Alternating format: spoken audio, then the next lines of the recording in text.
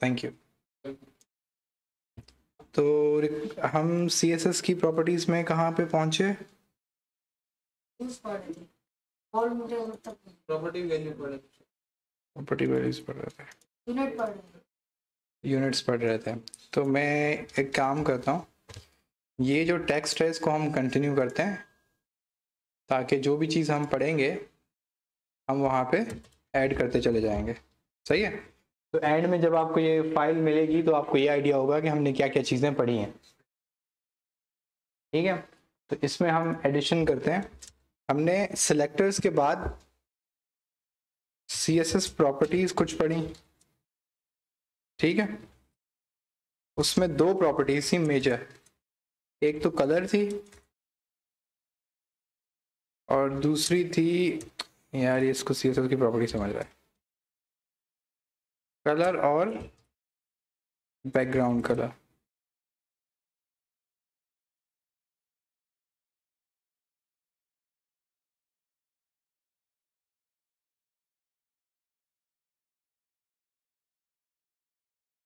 ठीक है, तो हमने अभी तक जो CSS की प्रॉपर्टीज पढ़ी हैं वो कलर पढ़ी और कलर क्या और बैकग्राउंड कलर पेज का कलर, बॉडी का कलर या पेज कलर। उसके बाद हमने CSS यूनिट्स पढ़े। CSS यूनिट्स में जो पहला यूनिट आपने पढ़ा था वो था EX, या जिसको हम पिक्सेल्स कहते हैं। ठीक है, उसके बाद आप लोगों ने पढ़ा परसेंटेज, लिखते ऐसे हैं और उसकी फुल फॉर्म है परसेंटेज। ठीक है, उसके बाद हम लोगों ने VW पढ़ा,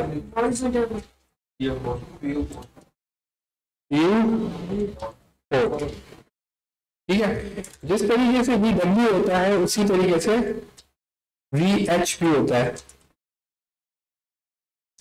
ये व्यू पोर्ट विड्थ है, व्यू पोर्ट V और W। तो ये V बड़ा कर लेते हैं तो पता लगेगा कि ये VW किससे बना है, और ये क्या है आपकी व्यू पोर्ट हाइट।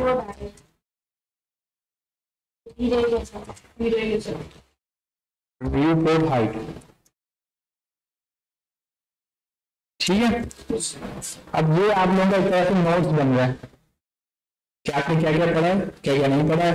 और इसी के साथ साथ आपको जब CSS फाइल जब मिल जाएंगे तो आपको ये भी समझ आ जाएगा कि कौन सी प्रैक्टिस भी हुई है। ठीक है, तो मैं नेम भी इसको सही कर देता हूँ, ये इंडेक्स CSS, ये बेसिकली CSS सिलेक्टर है। ठीक है, और इसकी ये इंडेक्स है, CSS सिलेक्टर है। ठीक है, तो आपका प्रॉपर एक काम बन जाएगा। तो इसकी मैं लिंक चेंज कर देता हूँ क्योंकि लिंक बदल गई होगी। सही है, इंडेक्स पे नहीं चलेगा, अब ये CSS सिलेक्टेड और CSS पे चलेगा। सेट है, तो ये अब आपकी फाइल जो है एक तरह से आपके नोट्स बन रहे हैं।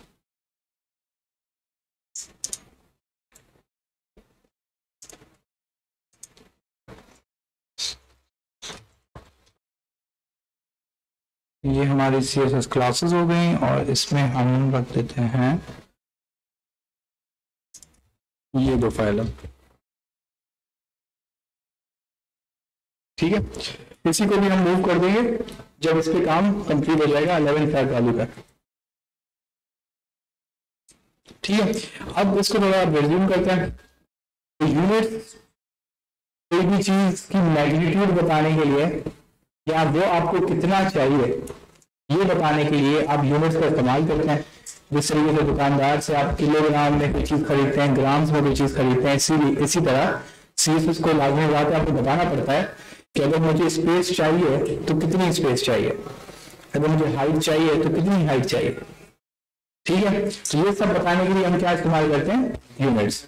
यूनिट्स में कल जो हमने स्टार्ट किया था वो पिक्सेल्स था, परसेंटेज था, उसके बाद व्यू पोर्ट रेट थी और व्यू पोर्ट हाइट अभी आपकी आनी है, वो मैं अभी करा दूंगा। ठीक है, परसेंटेज का मैंने ये बात बताई थी कि परसेंटेज किसी न किसी को देखकर कही जाती है। आपने अगेन छठी सातवीं मेरे ख्याल से जमात में एक बात पढ़ाई जाती है कि 50% ऑफ 300, 50% ऑफ 200 या 50% ऑफ 850, इस तरह के सवाल होते हैं गालिबन सातवीं आठवीं जमात में। से मैथ्स का पेपर इसी से बनता है, इसमें परसेंटेज और सेक्शन होता है, इसके यही जो सवाल होता है।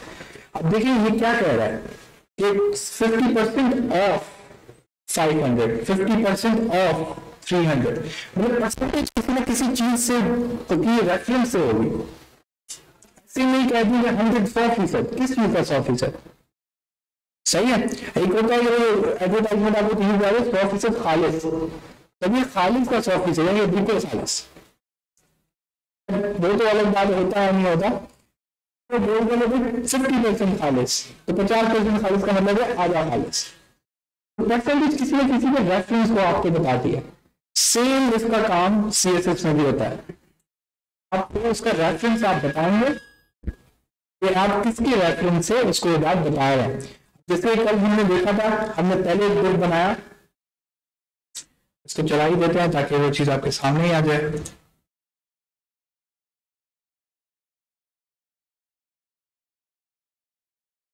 ठीक है, अब कल हमने ये दो ग्रुप बनाए थे, अगर आपको याद हो तो एक दो इसमें से पेरेंट है और एक दो चाइल्ड है। ठीक है, हमने ये चीज देखी कि जब हमने पेरेंट का ग्रुप बनाया, हम चाइल्ड को निकाल देते हैं। ठीक है, तो ये इसका पेरेंट है, इसको मैंने वेट क्या दी है 50%, 50% ऑफ किसकी वेट? बॉडी। ये हम देखते हैं, अगर आप इस बिल को देखें तो इस बिल के ऊपर डायरेक्ट कौन है? अगर ये चीज आपको खुद ही कंफर्म करनी है ना, तो यहाँ पर एक डॉट आता है, ये यार है नीचे ये, अगर आप इसको क्लिक करेंगे तो आपका डिव गायब हो गया। इसका मतलब है कि बॉडी पेरेंट है उस डिव का, समझ गए? तो ये वाले जो बटन है ना, हर एक टैब के बाद आता है। अगर आप इस डिव को देखेंगे तो इस डिव के सामने भी आ रहा है, इसको प्रेस करेंगे तो क्या गायब हुआ? चाइल्ड। ये हमेशा अपने जो चाइल्ड होते हैं ये उनको कंप्रेस कर देता है, आपका थोड़ा काम आसान हो जाए। अगर आपने बहुत ज्यादा काम किया हुआ HTML का तो आप डायरेक्ट उस चीज पे फोकस करें जो आपका जो आगे सब काम चल रहा है। ठीक है, ये फीचर इसलिए दिया जाता है, लेकिन इससे आप ये चीज पकड़ सकते हैं कि किसका पेरेंट कौन है। फिर इसको दबाने से वो टैग गायब होता है, तो मतलब वो टैग इसका चाइल्ड था। सही, इसी तरीके से अभी हमने देखा कि बॉडी का चाइल्ड कौन है, ये दो। सही है, तो ये 50% अगर मैं इस पेरेंट को देता हूं तो किसका 50% उठाएगा? बॉडी है। और बॉडी हम जानते हैं कि बॉडी मेन डोर जो सारी स्क्रीन की विड्थ और हाइट उठाता है। सही है, अगर ये व्यू पोर्ट क्या है? व्यू पोर्ट हाइट जो है ना, ये किसी भी परसेंटेज नहीं है, समझ गए? ये किसी भी परसेंटेज नहीं है, ये डायरेक्ट किसको देखेगा? ये देखेगा कि आपका जो ब्राउजर, बेसिकली ब्राउजर आपके मोबाइल या लैपटॉप में होता है, इसको तब हम व्यू पेज जो है ना, व्यू पेज का मतलब है कि जिसमें आप चीज देख रहे हो। व्यू का मतलब होता है देखना, पेज का मतलब होता है कि वो चीज जिससे आप देख रहे हो। सही है, व्यू पेज विड्थ, इसका मतलब है कि जिस डिवाइस में आप देख रहे हो उसकी विड्थ क्या है, और व्यू पोर्ट हाइट जिस डिवाइस में आप देख रहे हो उसकी हाइट क्या है। तो ये परसेंटेज नहीं है, लेकिन ये परसेंटेज की तरह बिहेव नहीं करती है। क्योंकि मैं जब भी इसको ब्राउजर छोटा बड़ा कर रहा था, क्योंकि ब्राउजर उसकी दुनिया है, तो मेरी दुनिया ब्राउजर है, तो वो अगर ब्राउजर की मैं हाइट आगे पीछे कर रहा हूँ, उसको लग रहा है कि पूरी स्क्रीन की साइज आगे पीछे हो रही है, इस वजह से वो अपनी जगह बदल गया था। लेकिन ये बात याद रखनी चाहिए कि व्यू पोर्ट वर्थ और व्यू पोर्ट हाइट किसी की परसेंटेज नहीं है, तो किसी टैग के छोटे बड़े होने से उसको कोई असर नहीं आएगा, लेकिन परसेंटेज डिपेंड करेगा अपने पेरेंट पे, तो डायरेक्ट डिपेंड करेगा अपने पेरेंट पे। तो इस वजह से जब आप परसेंटेज दे रहे हैं, पहले जब आपने सुना होगा कि वो पिक्सल क्यों नहीं देते, क्योंकि वो एक ही जगह पे अटक जाता है। आपने सोचा होगा परसेंटेज बड़ी बेहतरीन चीज है, परसेंटेज ये देते हैं, हम खुद ही इसको छोटा करेंगे, खुद ही छोटा हो जाएगा, फिर बड़ा करेंगे तो बड़ा हो जाएगा, बेहतरीन चल रहा है। लेकिन इससे मसला क्या होता है? मसला ये होता है कि जब आपने पेरेंट को परसेंटेज दे दी, आपने उसको चाइल्ड को परसेंटेज दे दी, फिर उसको चाइल्ड को परसेंटेज दे दी, तो अचानक ऐसा होने लग जाता है जो आपका सबसे आखिरी वाला होता है उतना का बन जाता है। क्यों? क्योंकि आप परसेंटेजेस का ना पूरा एक बड़ा बंदा बन गया है। ना खुद को नहीं समझ आ रहा होगा कि मैंने ये किसकी परसेंटेज से रेफरेंस उठा रहा है। तो जब आप परसेंटेज दें तो हमेशा पहले अपने पेरेंट को सेट करें। सही है, ऊपर से नीचे आए। जब आप वेट सेट करने जाए कभी भी अपने चाइल्ड की पहले परसेंटेज सेट ना करें। आप पहले उसके चाइल्ड पे हैं। सही है, ऐसे क्या होगा, फिर आपकी गलती नहीं होगी। मिस्टेक बच्चे क्या कर देते हैं, वो 3 4 5 6 डिव बना लेते हैं, इसके अंदर डिव उसके अंदर डिव, ये हुआ, फिर जाके बोलते हैं कि भाई मुझे इस इमेज का साइज छोटा करना है, उस इमेज को डायरेक्टली जाके वो क्या दे देते हैं, परसेंटेज। अब जब उसको परसेंटेज दी, अब भी वो बड़ी बेहतरीन काम करेगी, अभी वो कोई मसला नहीं करेगी, वो कि हाँ यार सब दिख रहा है जबरदस्त। लेकिन जब काम और बढ़ा तो उसके पेरेंट डिव की अब साइज सेट करने का टाइम आया, तो आपने पहले ही उस पर लगाई हुई है इमेज पे परसेंटेज, अब उसके पेरेंट पे जब आप परसेंटेज लगा देते हैं तो अब वो जो इमेज है वो किसकी वो रेफरेंस उठा रही है, अपने पेरेंट का। तो अचानक से उसकी अलाइनमेंट तबाह हो जाती है, फिर आप परेशान हो जाते हैं कि ये क्या हुआ। फिर सबसे ज्यादा टाइम मैंने देखा है कि बच्चों का किसमें ज्यादा जाता है, इसको सेट करने में। इसको सेट कर रहा हूँ, वो खराब हो रहा है, उसको सेट कर रहा हूँ, ये खराब हो रहा है, तो उनको समझ में नहीं आती कि अब क्या करें। तो बंदा, एक मैं आपको कंडीशन बता रहा हूँ, जितना पैनिक कर जाता है। क्योंकि जब आप प्रोफेशनली कोई काम करते हैं और आगे से क्लाइंट के मैसेज आ रहे हो कि भाई ये आज रात तक चाहिए, और आपकी इमेजेस की साइज सही नहीं हो रही, कोई यू कर रहे हो तो वो जा रहा है, ये कर रहे हो तो ये जा रहा है, तो इस वजह से ये परसेंटेज बड़ी खतरनाक है। आपको पहले तो कॉन्सेप्ट क्लियर होना चाहिए कि परसेंटेज साइज सेट कैसे करती है। ये पक्का याद होना चाहिए कि अगर मेरा कोई एलिमेंट है तो उसका जो पेरेंट है उसके साइज पे इसकी परसेंटेज डिपेंड करेगी। इसको कैलकुलेट करना कल मैंने बताया था कि अगर 500 पिक्सल्स का अगर आपकी टोटल विड्थ है और आप 50% उसको देते हैं, तो इसका मतलब है कि आप अपने पेरेंट का 50% उसको विड्थ दे रहे हैं। ठीक है, इसी तरीके से अगर आप 20% दे रहे हैं 500 का, तो उसका गालिबन 100 पिक्सल उसकी आप विड्थ सेट कर रहे हैं। लेकिन ये तब कर रहे हैं जब पेरेंट की विड्थ कितनी है, 500। अगर पेरेंट की विड्थ 400 हो गई तो अब जो है उसके चाइल्ड की कितनी बच गई, 50%, 200 हो जाएगी, और 100 जो है वो आपकी 20% जो है वो 75% के लगभग बनेगी। समझ रहे हैं? तो उसके पेरेंट का साइज बदलने से उसके चाइल्ड के साइज पे डायरेक्टली असर हो जाता है। अब कुछ चीजें ऐसी होती हैं जहां पे आप चाहते हैं कि इस पे असर ना हो, उसमें से मैं आपको रीजन बता देता हूं। इनपुट का जो टैग है आपका, इनपुट का जो टैग है, आप चाहते हो चलो ठीक है वो एक लिमिट तक छोटा हो, लेकिन इतना छोटा ना हो जाए कि लोग उसमें अपना नाम ही ना लिख सके, तो आप उस पर आप क्या दे सकते हैं, व्यू पोर्ट विड्थ। आप कह सकते हैं कि उसकी व्यू पोर्ट विड्थ। अब इसका जो पेरेंट है ये इसको नहीं देखेगा, ये देखेगा डायरेक्टली किसको, स्क्रीन साइज को। ठीक है, तो व्यू पोर्ट विड्थ वहां काम आता है जहां पे आप ये नहीं चाहते कि ये ज्यादा ही इसमें कोई गड़बड़ हो, इधर उधर ज्यादा ना जाए, आप वहां पे व्यू पोर्ट विड्थ सेट करते हैं। व्यू पोर्ट विड्थ इवन वो अपने पेरेंट से भी बाहर निकल आएगा। अगर उसका पेरेंट की साइज 200 पिक्सल है और उसके चाइल्ड की साइज 500 पिक्सल है, किसके लिहाज से, व्यू पोर्ट विड्थ से, तो व्यू पोर्ट विड्थ के वो जो चाइल्ड है वो अपने पेरेंट से बाहर आ जाएगा। अब ये करके देख लेते हैं। अच्छा, एक टेक्निक की बात है, सही है, एक बड़ी टेक्निक की बात है जो आप बहुत ज्यादा बच्चों को तंग करती है ये कहानी।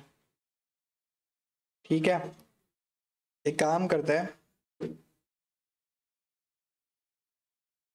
इस चाइल्ड को मैंने निकाल दिया। अभी हमारे पास क्या है, सिर्फ पेरेंट।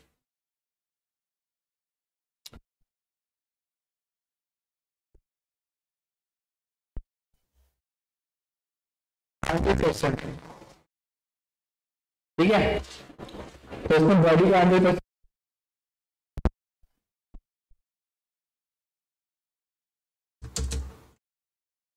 अब क्या करेगा, पूरी स्क्रीन की हाइट ले लेगा।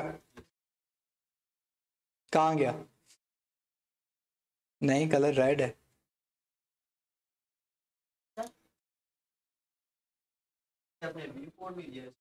नहीं मैंने परसेंटेज दी है ना, हाइट वेट दोनों डिफाइन किए, बैकग्राउंड कलर डिफाइन किया, तीनों चीजें डिफाइन किए। नीचे देखो मैंने तीनों चीजें डिफाइन की हैं जो पहले भी मैंने रखी थी, लेकिन अचानक से कुछ गड़बड़ हुई है, डिव गायब हो गया। किसी को मसला समझ आ रहा है? थोड़ी ज्यादा पावरफुल नहीं, बॉडी तो जो है वो तो 100% आई ना, जब मैंने विड्थ 100% की थी तो आई थी वो, तो टोटल हो गई थी, तो विड्थ तो लगी। मसला क्या बना?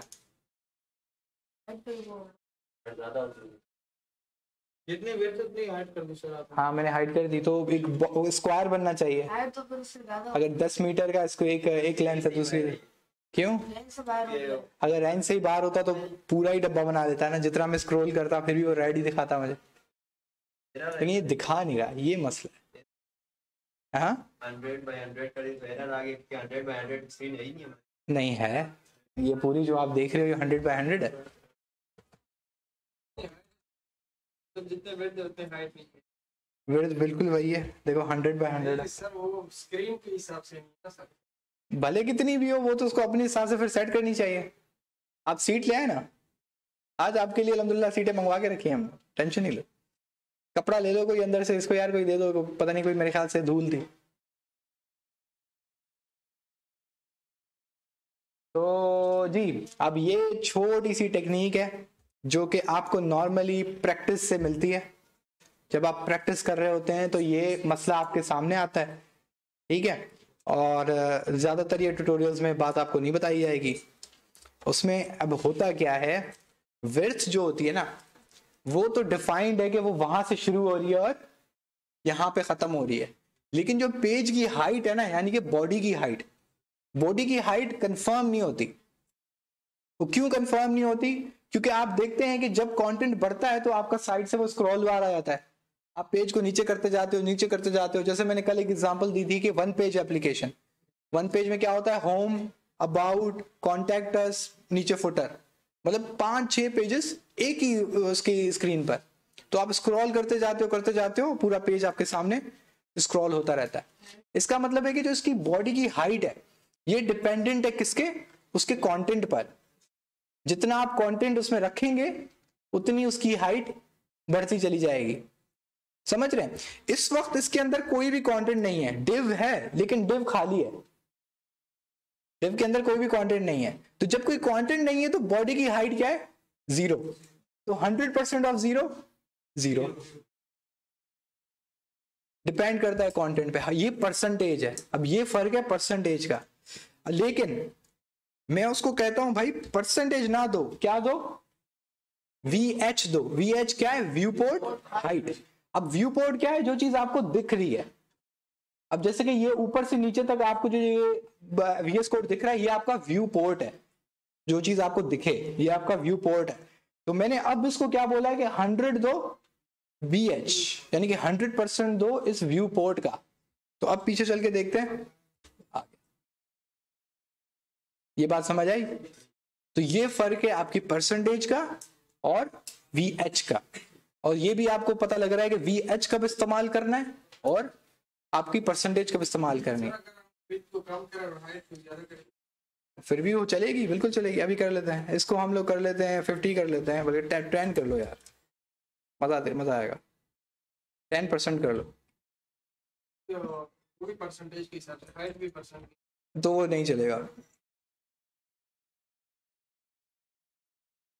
जितने भी कर दे नहीं, क्योंकि देखो ना कोई भी नंबर ऑफ का वैसे पता नहीं पता होगा मैथ्स के अंदर अंग्रेजी का लफ्ज ऑफ का जब भी मैथ्स के अंदर आए तो समझ जाए उसका मतलब होता है मल्टीप्लाई। सही है? ये मैथ्स का एक ट्रिक है जो हम इसको कहते हैं वर्ड प्रॉब्लम्स में क्या होता है कि आपको सवाल एक समझ ले एक सेंटेंस में दिया जाता है। सही है? तो जब वो सवाल सेंटेंस में दिया जाता है तो उसमें जो लफ्ज होते हैं वो बड़े वो काम के होते हैं कि आपको पहले इक्वेशन बनानी पड़ती है। पहले आप इक्वेशन बनाएंगे, उसके बाद आप उसको हल करेंगे। कुछ ज्यादातर सवालों में तो इक्वेशन देते हैं, आप उसको हल करते हैं, चलो भाई खत्म। लेकिन वर्ड प्रॉब्लम्स में आपको पहले इक्वेशन बनानी पड़ती है। तो उसमें कुछ लफ्ज अल्फाज होते हैं जो हमें बताया जाता है कि इसका ये मतलब है, इसका ये मतलब है। ठीक है? तो जैसे कि डिफरेंस माइनस होता है, ठीक है, और ऑफ मल्टीप्लाई होता है। तो मैं जब आपको कह रहा हूं कि 100% ऑफ 0, तो बेसिकली मैं आपको क्या कह रहा हूं, 100% मल्टीप्लाई बाय 0, तो 100 मल्टीप्लाइड बाय 0 क्या होगा? 0. Any number multiplied by 0 is 0, right? तो उसके बाद अब मैं 10% लिखूं, 20% लिखूं, 30% लिखूं, नो मैटर, क्योंकि जो भी चीज है वो मल्टीप्लाई होकर क्या होगी? 0. तो परसेंटेज यहां पे फेल है, सही है. लेकिन इसको मैंने दिया VH, व्यू पोर्ट हाइट, तो कुछ ना कुछ बना. ठीक है, इसको थोड़ा इंक्रीज करते हैं, 40% देते हैं.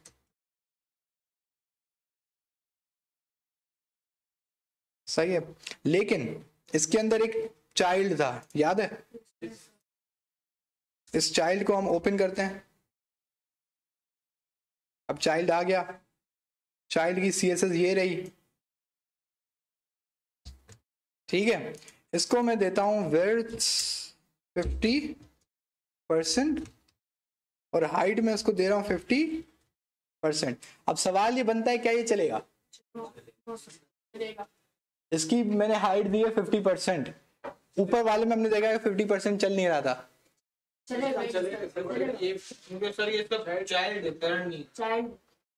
सही, तो ये चलेगा?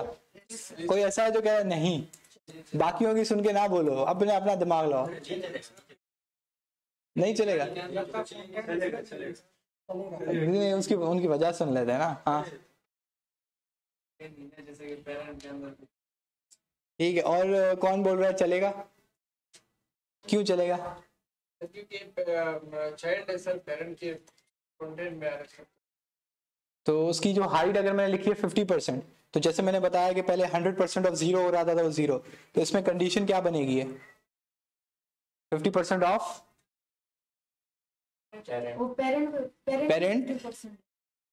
हाँ, तो पेरेंट की कोई हाइट है इस वक्त? 40% वर्थ है. 40% वर्थ है मेरे भाई. नहीं चलेगा सर. 50 VH है, हाइट है. नहीं चलेगा सर, ज्यादा अबव है. क्या? पेरेंट्स से अबव है सर इसकी. हाँ, पेरेंट से अबव है. सर ये तो बोलेगा ही नहीं, उसका 50% है ना, उसका आप लेगा पेरेंट का, इसका तो मसला ही है. अच्छा, तो इसकी फिर हाइट क्या आनी चाहिए? अगर उसकी 40 है ना, उसकी 20 इसकी नहीं, इसकी 50 VH है, हाइट ये रिवर्स है, ये थोड़ी 25 आएगा. 25 क्या आएगा? हाइट कौन सी हाइट? सर ये 50 ये नहीं, ये क्या है? VH क्या कहते हैं? यानी कि आप कह रहे हैं कि इधर हाइट इसकी आएगी, इसकी 25 VH आएगी. सही. और कोई जो इनको चैलेंज करे? असल में सर ये 50% उसका 50% है, जो ऊपर बीएच बैन किया ना उसके 50% है. हाँ. 25 बीएच आ जाएगा. अच्छा चलो, ये कह रहे हैं. कोई रेड शर्ट? नहीं, आपसे पहले आपका ओपिनियन जानना चाहते हैं. बहुत जरूरी ओपिनियन है आपका. आप इतने गौर से देख रहे हैं, मैं क्या अभी कोई ना कोई थ्योरी आने लगी है. बोले, आपके क्या राय है? नहीं शो होगा, वजह?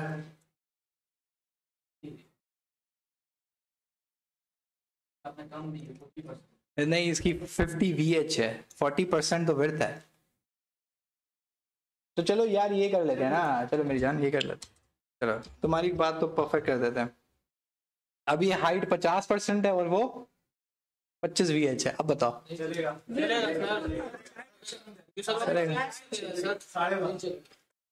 अपने पेरेंट्स से लिखना या पहले भी? भाई, वो बंदा थ्योरी बना रहे हैं. हाँ बोलो. न्यूटन का चौथा लॉ बताओ कि हमें 3 पढ़ के थक गए मतलब.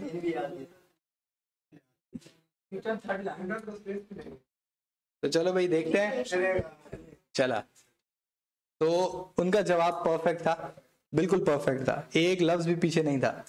वो बिल्कुल सही कह रहे थे कि इसकी जब मैंने लिखा हुआ था 50 VH, तो उन्होंने सही बताया कि भाई ये जो 50% है इसका 50% है. तो इसका मतलब है कि जब CSS को ये 50% उसकी हाइट कैलकुलेट करने आया, उसने ये देखा कि भाई मुझे इसकी हाइट क्या देनी चाहिए, तो उसने क्या पढ़ा? उसने पढ़ा कि 50% ऑफ 50 VH. ये 50 VH कहां से आया? उसके पेरेंट की हाइट.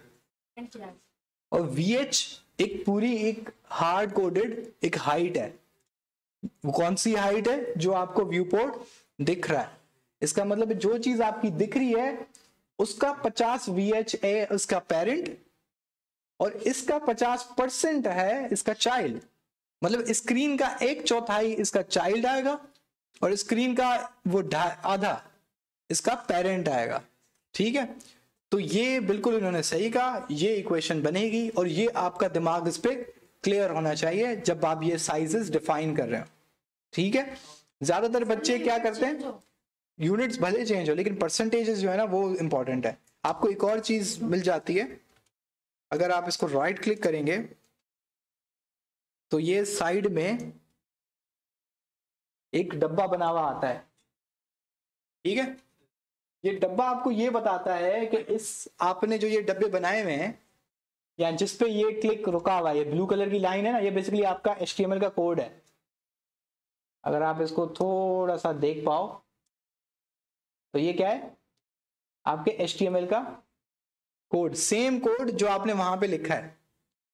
ठीक है, और यहां पर ये आपको थोड़ा ग्राफिक्स में दिखाता है कि आपकी उसने कितनी हाइट और विड्थ कैलकुलेट की हुई है।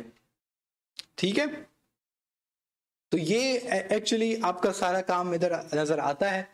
लेकिन सवाल ये था कि आप एक हाइट और विड्थ देखकर परसेंटेजेस में, VH में आपके दिमाग में खाका बन जाना चाहिए कि ये जो मैं बना रहा हूं एलिमेंट ये बेसिकली कैसे दिखेगा। अब जब मैंने पढ़ा 50 VH तो मैं समझ गया कि जो ब्राउजर दिखेगा उसका आधा। अब इसके चाइल्ड में मैं आया 50%, तो 50% किसका, अपने पेरेंट का, और इसका पेरेंट मुझे पता है स्क्रीन का आधा है, तो ये 50% उसका 1/4। बात समझ आ रही है? तो ये इसको थोड़ा बस दिमाग में रखना जरूरी है। जिस तरीके से आपको अगर कोई घर पे बोलता है कि यार 1 किलो ये चीज ले आओ, अगर आपको दुकानदार गलती से आधा किलो दे देता है तो आप हाथ में उठा के बोलते हो भाईजान ये आधा किलो नहीं है, क्योंकि आपके दिमाग में एक अंदाजा है कि भाई 1 किलो का वजन कितना बनता है और आधा किलो का कितना बनता है। आपको हल्का फील हो जाता है ये हल्का है, आप उसको बोलते हो कि दोबारा तोलो। हाँ, अगर वो 100 ग्राम आगे पीछे करता है तो फिर बंदे को पता नहीं चलता, लेकिन अगर सीधा सीधा आधा किलो कर दे, आधा आधा कम कर दे तो आपको पता चल जाता है। बस ये थोड़ी सी फीलिंग आनी चाहिए कि हाँ इसका ये साइज आना चाहिए। समझ रहे हैं? तो आप इसका काम क्या होता है? इसका काम यह है कि आप जो भी इसमें सेटिंग्स करेंगे, जितनी भी इमेजेस की, जितने भी आपके एलिमेंट्स हैं, आपने फॉर्म्स पढ़े, आपने लिंक्स पढ़े, जितने भी आपने HTML टैग्स आज तक पढ़े, उन टैग्स को, उनकी साइजेस को सेट करना इनके थ्रू होता है। Percentages, VH, pixels. सही है। अब एक और, अब आते हैं, ये आपने बड़े पढ़ लिए, आपने तकरीबन जो मुश्किल वाले थे ना, जिनको समझने में थोड़ा मसला होता है, वो आपने कवर कर लिए। इसके अलावा अब एक और रहता है, उसको हम कहते हैं EM। सही है, ये समझ लें, ये होता है बॉक्सेस के लिए। ये सारे जो यूनिट्स है ना, ये बॉक्सेस के लिए होते हैं, और ये जो अब आ रहे हैं ये होते हैं टेक्स्ट के लिए। टेक्स्ट आप समझते हैं सब? टेक्स्ट किसे कहते हैं? जो लिखा हुआ हो। सही है। अगर किसी को अंग्रेजी का कोई अल्फाज कोई तंग कर रहा हो तो पूछ लेना भाई। सही है, कोई ये इंग्लिश मीडियम में कोर्स नहीं हो रहा है, उर्दू में हो रहा है,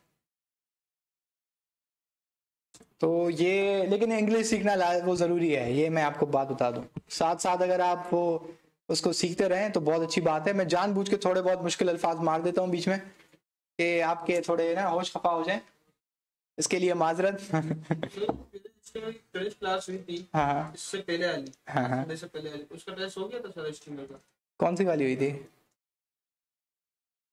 ये वाला संदर्भ जो मैंने ही ली थी। दीदी आप हाँ, मैंने ही ली थी। नहीं, उसका टेस्ट नहीं था, वो जस्ट उनको जो स्टूडेंट्स है ना उनको बराबर लाने के लिए था। यार मैं टेस्ट एग्जाम्स में मुझे सही नहीं लगते वो। मतलब सर असाइनमेंट वगैरह आपने असाइनमेंट वर्क भी तो उनका मैंने नहीं दिया है, जो न्यू वाले स्टूडेंट्स से नहीं।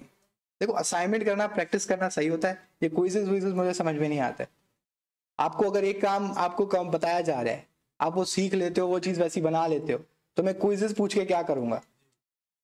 असाइनमेंट बनाया नहीं? आपने असाइनमेंट नहीं बनाया? एक भी नहीं बनाया यार? 3 कितने पुराने वाले कितने बनाए? 4 हो गए, चौथे हो गए। मैं तकरीबन जो भी टॉपिक पढ़ाता हूँ उसके बाद मैं एक असाइनमेंट जरूर देता हूँ। आज का जो असाइनमेंट था वो था, आप अपनी तरफ से कोई भी एक HTML बना के लाएंगे और उसमें CSS कुछ ना कुछ कनेक्ट करेंगे। ये याद है सबको? मैंने ग्रुप पे एक मैसेज भी किया था। ग्रुप में नहीं सर, ग्रुप यार वो इधर जो भी इधर नंबर लिखा है ना पॉम्फलेट वगैरह में, उसको अपना नाम और अपना बैच का नंबर फॉरवर्ड कर दो कि मुझे ग्रुप में ऐड करो। फिर भी ऐड नहीं हुआ। असल में वो शहाब जो कल नहीं आया था, ये उसी के नंबर है। तो मसला ये होता है, उसने मुझे 2-3 दफा दिखाया। असल में मार्केटिंग भी वही करता है, मैनेजमेंट भी वही करता है। तो उसने एक दफा दिखाया था कि उसके मोबाइल पे कोई 150 मैसेज आए हुए थे, तो वो एक एक करके ना 10, 12, 15 ऐसे करता जा रहा था लाइन में। तो इस वजह से हो सकता है कि आपका थोड़ा डिले हो गया, लेकिन आप उसको रिमाइंड करा दो कॉल करके, वो आपको उसी वक्त कर देगा। ठीक है, जिन जो ऐड नहीं हो, पहले तो सबसे पहला काम यही करो कि ग्रुप में ऐड हो। ग्रुप में मैं नहीं करा। कौन से वाले ग्रुप में ऐड हो? मेरे सर कोई था वो है, हाँ, जो इनिशियल ग्रुप है ना, अभी भी वही है। जो एक और ग्रुप बना था वो था पुराने बच्चों का है, जो थोड़े आगे हैं। सही है, जो न्यू स्टूडेंट्स हैं उनका एक अलग ग्रुप है। वो कौन था? वो आपने किया था सारे? सही है, तो इनको आप अपना दीजिएगा, तो आपका ग्रुप इनके साथ बनेगा। असाइनमेंट्स आपके अलग होंगे, उनके अलग होंगे, क्योंकि वो थोड़े आगे हैं आपसे। ठीक है, तो अभी हम टेक्स्ट के कुछ यूनिट्स देखते हैं। उसका यूनिट हम कहते हैं EM। ठीक है, EM का एक बेसिक एक रूल है, वैसे इसका कोई रूल है नहीं, वैसे ही कह रहा हूं, लेकिन एक आपको साइज का एक आइडिया देने के लिए, ये जो एक EM होता है, अगेन जो बच्चे बातें कर रहे थे उनको बताता चलूं कि हम लोग अब यूनिट पढ़ रहे हैं किसके? टेक्स्ट के। और टेक्स्ट का यूनिट पहला कौन सा यूनिट है? EM। अच्छा, टेक्स्ट के अंदर यार EM का मुझे खुद भी नहीं पता। EM का आई थिंक अभी कहीं पे मैंने देखा ही नहीं है। एम्फेसिस कहीं पे मैंने देखा था, लेकिन एम्फेसिस मैंने प्रिसाइज एम्फेसाइज, हाँ, लेकिन एम्फेसाइज मुझे समझ में नहीं आता कि एम्फेसाइज का लिटरल मीनिंग क्या होगी। नहीं, वो एम्फेसाइज वो दूसरा है, वो EM दूसरा है, वो HTML का टैग है। सही है, तो ये EM है। जो CSS लिख रहा होगा उसको होगा कोई उसके खास किसी बंदे का नाम, पता नहीं, ये बताया नहीं है, कभी मैंने सुना भी नहीं है कि EM का फुल फॉर्म क्या है। मुझे वाकई आज तक मैंने सुना ही नहीं है। हाँ, लेकिन इसका एक EM, 1 EM जो है नॉर्मली 16 पिक्सल्स के बराबर होता है। ये आप बात अपने पास लिख लें। और ये तकरीबन मैं क्यों बोल रहा हूँ इसका भी मैं जवाब देता हूँ थोड़ी देर में।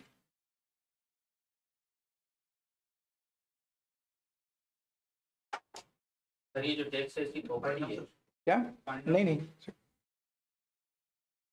सर, ये टेक्स्ट प्रॉपर्टी है।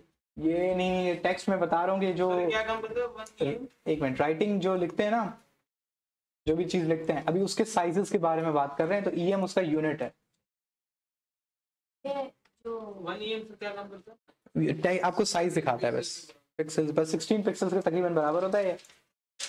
अच्छा, इसमें जो टेक्स्ट लिखा हुआ है उसका साइज, बस उसका साइज, जैसे आप H1 लिखते हैं उसका साइज थोड़ा बड़ा है, H2 लिखते हैं उसका थोड़ा कम है, तो उसमें साइज ऑलरेडी डिफाइंड है। इसकी एक अलग प्रॉपर्टी भी होती है ना, फॉन्ट विद हाइट। अभी बताएंगे प्रॉपर्टी। ये तो हम सिर्फ यूनिट बता रहे हैं कि उसमें वो प्रॉपर्टी तो आप सीख लेंगे, उसके अंदर यूज क्या करेंगे ये बता रहा हूँ। उसको अभी यूज करते हैं, कोई टेंशन वाली बात नहीं है। अच्छा, ये पिक्सल आपको ज्यादातर दिखेगा। पिक्सल नॉर्मली समझ लेंगे कि यूनिवर्सल यूनिट है, पिक्सल ज्यादातर इस्तेमाल होता है। उसकी वजह क्या है? क्योंकि मैंने बताया था कि स्क्रीन बनती ही किससे? पिक्सल से। फिर वो फॉन्ट हो, इमेज हो, डब्बा हो, कुछ भी हो, उसके अंदर पिक्सल्स आ जाएगा। सही है, तो इस वजह से EM जो है वो भी किस पे डिपेंड करता है? पिक्सल्स पे। ठीक है, लेकिन EM खसूसन बनाया गया था टेक्स्ट के लिए, कि उन्होंने एक साइजेस बना दिए। क्योंकि अगर आप इसको नोट करेंगे तो 1 EM के बाद 2 EM जो है ना, एक थोड़ा सा फर्क आपको फील होता है, फिर 3 EM आपको अच्छा खासा फर्क फील होता है, वरना आप उसको पिक्सल्स में बनाते रहो। तो उन्होंने एक स्टैंडर्ड बना दिया है। बोल्ड कर सकते हैं, वो अभी देखेंगे उसकी प्रॉपर्टीज। ठीक है, तो ये उन्होंने एक स्टैंडर्ड बना दिया कि यार 1 EM, 2 EM, 3 EM, तो एक ना अच्छा खासा फर्क आता है आपके टेक्स्ट में। ये उनके लिए दिखाया है इन्होंने। तो इसको अभी हम देखते हैं कि इसमें क्या फर्क होता है, क्यों करते हैं हम लोग। तो हम क्या करते हैं, हम इन बॉक्सेस को उड़ाते हैं फिलहाल, और इनकी जो CSS है इसको हम फिलहाल कमेंट आउट करते हैं। अच्छा, जो नए बच्चे हैं उनको मैं फिर बता दूं, जब इनका कलर ग्रीन हो जाए इसका मतलब है कि कंप्यूटर इनको अब नहीं पढ़ेगा, ये सिर्फ हमारे लिए। इसको कमेंट हम कहते हैं। जब भी कोड बड़ा हो जाता है तो उसमें हम लोग ये कमेंट देते हैं कि यार ये हमने किया क्या था। हाँ, ये हम आपको बाद में बताते हैं क्योंकि आप न्यू स्टूडेंट हैं। ठीक है, तो 1 EM। अब हम क्या करते हैं, सिंपल बॉडी में आते हैं और कुछ टेक्स्ट लिखते हैं। पुरानों को पता होगा कि मैं कैसे लिख रहा हूँ, नए जो हैं वो थोड़ा परेशान ना हो। सही है, तो ये मैंने एक टेक्स्ट लिख दिया, एक पैराग्राफ, ठीक है, वाजे अब ये दिखेगा इस पे, आपके साइजेस जो हैं इसके वाजे आपको नजर आएंगे।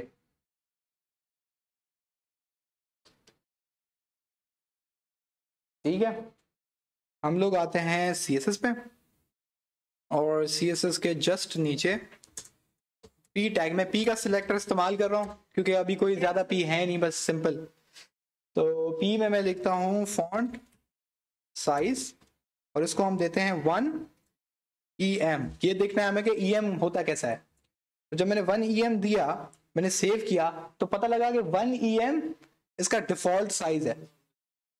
यानी कि अगर कोई टेक्स्ट अगर लिखा है तो वो कितने में लिखा हुआ होगा?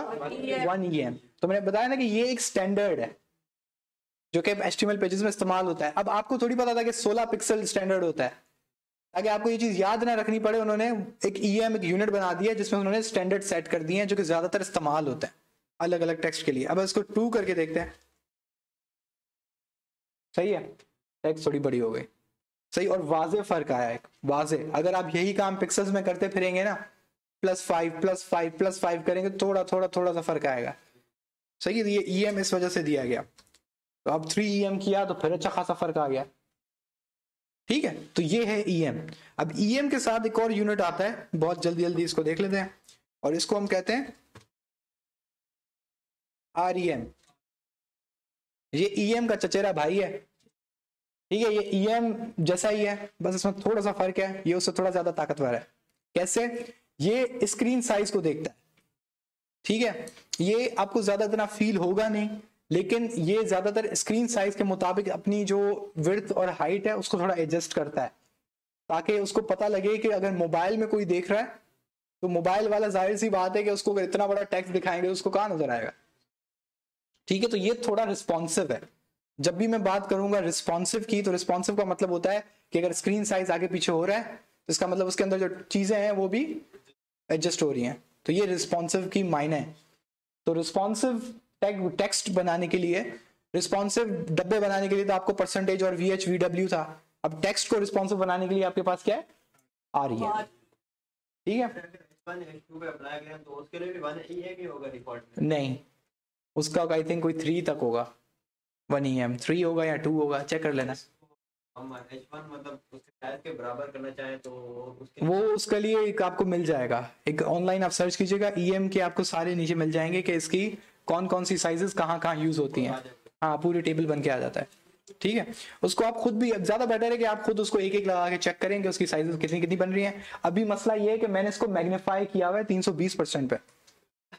ये थोड़ा इसको देखिएगा, ये 320% मैग्नीफाइड है, तो इस वजह से आपको जो 3 EM था ना वो उतना बड़ा दिख रहा था। सही वो, लेकिन उतना बड़ा नहीं है। मैंने 3 गुना उसको मैग्नीफाई किया हुआ है ताकि स्क्रीन आपको अच्छे से दिखे।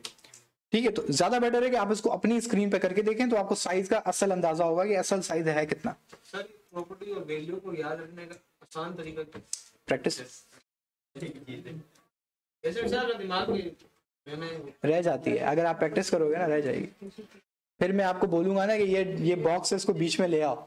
जब मैं बात लफ्ज कहूंगा ना तो आपके दिमाग में प्रॉपर्टी आ जाएगी जो उसको बीच में लाती है, जब आपने अगर प्रैक्टिस की होगी।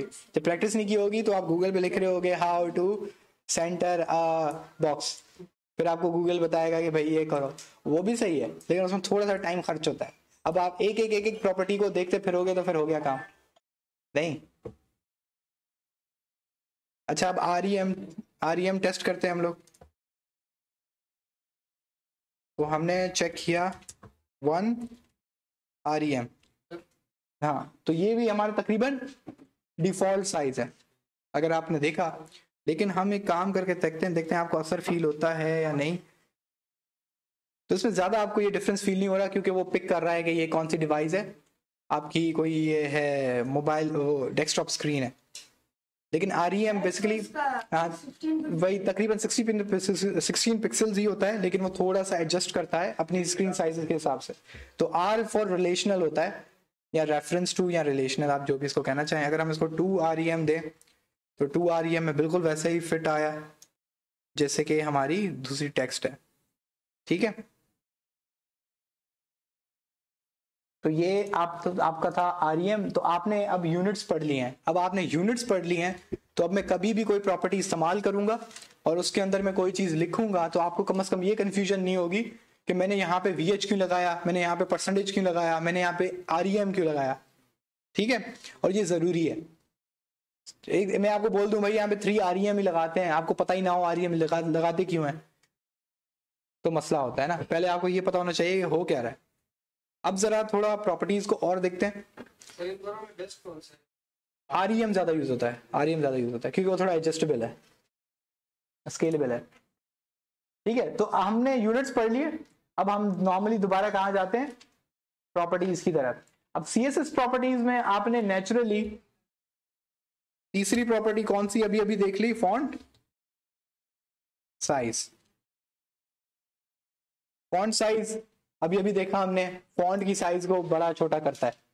अब आप इसमें पिक्सल्स भी इस्तेमाल कर सकते हैं, आप इसमें EM भी इस्तेमाल कर सकते हैं, आप इसमें REM भी इस्तेमाल कर सकते हैं। ये तीनों चीजें इसमें इस्तेमाल हो सकती हैं। ठीक है, उसके बाद हम लोग 4 एक यूज करते हैं, फॉन्ट वेट। ठीक है, अब फॉन्ट वेट क्या होता है इसको जरा देखते हैं। इसको फिर छोटा करते हैं ताकि हमें दिखे कि हो क्या रहा है। ये ज्यादा अच्छा है, नहीं साइड में दिख रहा है कि हो क्या रहा है। बोर्ड करते देखते हैं। अच्छा, किसी ने मुझे सवाल किया था कि दो प्रॉपर्टीज एक साथ यूज होती हैं या नहीं, वो अभी काम कर लेते हैं। तो इस पे पहली प्रॉपर्टी कौन सी लगी हुई है, फॉन्ट साइज। अब मैं बोलता हूं कि भाई फॉन्ट साइज के साथ साथ इस पे लगा दो। अब देख रहे हैं मैं कहां से नीचे आया, इस कॉलन के बाद, सेमी कॉलन के बाद। क्योंकि मुझे पता है कि सेमी कॉलन का मतलब है कि ये लाइन यहाँ पे खत्म हुई, तो मैंने यहाँ पे एंटर मारा, मैं नीचे आया तो VS कोड ने ठीक उसके नीचे एक लाइन मेरी बना दी। सही, ये VS कोड का काम है कि एक आपको खूबसूरती से एक स्पेसिंग बना के देता है। अगर आप इसको पीछे करके देखें तो पीछे भी बहुत कुछ है। सही है, लेकिन उसने ठीक वहीं पे मुझे रोका क्योंकि उसको समझ आ गई है कि मैं दूसरी प्रॉपर्टी लिखने जा रहा हूं। तो मैं इसको फिर से यहां पे करता हूं। ठीक है, अब आपकी प्रॉपर्टी जो है वो है फॉन्ट वेट। अच्छा, जो स्टूडेंट्स न्यू हैं उनको मैं बात बता दूं कि VS कोड आपको एक सहूलत देता है कि वो आपको ऑप्शंस देता है। आप प्रॉपर्टी का नाम लिखेंगे तो भी नीचे से आपको ऑप्शंस देगा। जैसे कि आपने लिखा FO, आपने FO लिखा तो फॉन्ट से जितनी नीचे प्रॉपर्टीज हैं वो क्या आ रही हैं, सब आ रही हैं। जब जो इसमें आपको यूज करनी थी आप उसको क्लिक कर सकते हैं। जब आप उसको क्लिक करेंगे तो ये, अब जैसे मुझे फॉन्ट साइज चाहिए तो इसने कॉलन और सेमी कॉलन खुद ही बना दिया। ठीक है, एक चीज ऐसे। अब फॉन्ट वेट, अब मुझे याद नहीं आ रहा कि इसकी वैल्यू क्या थी। ठीक है, मुझे याद नहीं आ रहा इसकी वैल्यू क्या थी। अब मैं CSS से पूछना चाहता हूं कि इसकी वैल्यू क्या थी। तो आप बेसिकली कर ये सकते हैं कि आप इधर रोककर आप कंट्रोल दबाएं और स्पेस बार दबा दें। कंट्रोल दबाते हुए आप स्पेस बार दबा दें तो ये आपको नीचे से ऑप्शन देना शुरू कर देगा कि आप कौन कौन सी चीजें इस्तेमाल कर सकते हैं। ठीक है,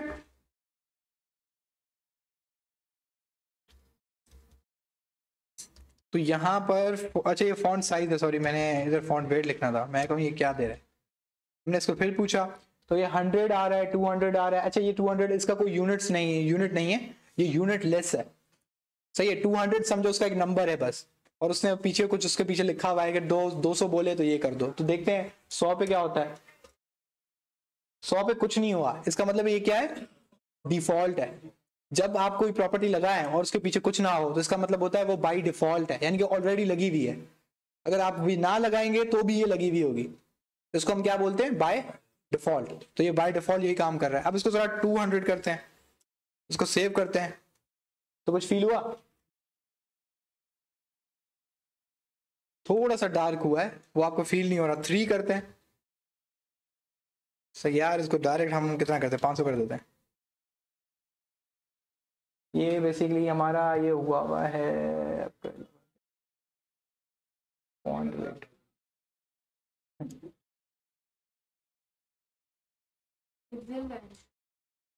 एक मिनट,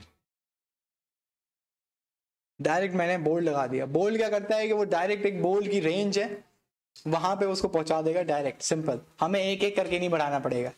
ठीक है, एक बोल्ड होता है, उसके बाद एक बोल्डर होता है। नहीं, अब इसमें भी आपको थोड़ा सा ही फर्क महसूस होगा, बिल्कुल थोड़ा सा फर्क है, लेकिन बोल्ड ज्यादातर सिंपल इस्तेमाल होता है। अब आपने देखा होगा कि ये काम आप HTML से भी कर रहे थे, आप बी के टैग में उसको रख देते थे, वो बोल्ड हो जाता था। ठीक है, लेकिन इसको यहाँ पे लगाने का क्या फायदा है CSS में कि आप इसको जावास्क्रिप्ट के थ्रू बदल सकते हैं। ठीक है, आप फॉन्ट वेट डायरेक्टली वहीं से बदल देंगे जावास्क्रिप्ट से डायनेमिकली। ये कब हो सकता है, जैसे कि जावास्क्रिप्ट में आप ये लिख सकते हैं कि अगर किसी की मेरे पास कोटेशन आए, कोटेशन होता है कि किसी की कोई कहावत है, तो जो अगर कहावत कोई आए तो वो उसको बोल्ड कर दो। अब आप HTML नहीं बदलोगे, अब जावास्क्रिप्ट से डायरेक्टली इसकी CSS बदल डालोगे, क्योंकि CSS पूरी कंट्रोल हो जाती है किससे, जावास्क्रिप्ट से। जो आप HTML में चीज लिखते हो ना, हम उसको कहते हैं हार्ड कोडिंग। हार्ड कोडिंग का मतलब होता है ये चीज अब लिखी हुई है ऐसी ही रहेगी। ठीक है, तो हम इसको ज्यादा पसंद नहीं करते, जितना ज्यादा वो फ्लेक्सिबल हो हम उसको प्रीफर करते हैं, यार ये फ्लेक्सिबल है, इसको हम बदल डालेंगे, बाद में कंट्रोल कर डालेंगे। ठीक है, तो ये थोड़ा हमने दो प्रॉपर्टीज अभी देखी। ये वैसे आप इसको ऐसे करें तो ये नीचे नीचे नीचे चलते जाएं तो कहां तक जा रहे हैं, 900 तक, और नीचे क्या जा रहा है, बोल्ड, बोल्डर, लाइटर और नॉर्मल। नॉर्मल इसका बाय डिफॉल्ट होगा। ठीक है, और लाइट इसका देखते हैं लाइट कितना असर देता है। नजर नहीं आया लेकिन है कुछ, है कुछ, है उन्होंने कुछ तो कुछ दिया है।